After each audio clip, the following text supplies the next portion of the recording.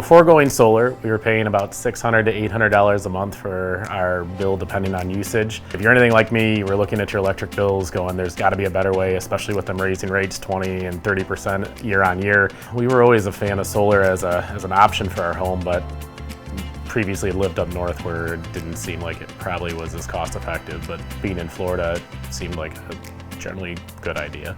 We decided to go with Solar Tech Elec after reviewing several different companies on the web from beginning to end. Ross, the owner, was available, came out and actually did the site visit, walked us through what was going to happen, helped us with the financing, and then every step of the way was there as promised to fulfill each part of the project that we had talked about, which was nice because we needed a little bit of guidance here and there, and I needed some reassurance at times that this was the right choice to make and that we were doing the right thing. In the first 2 months that we've been fully active, we paid the bare minimum $27 service charge for being connected, and it produced on average about 1,000 kilowatts of extra power each month.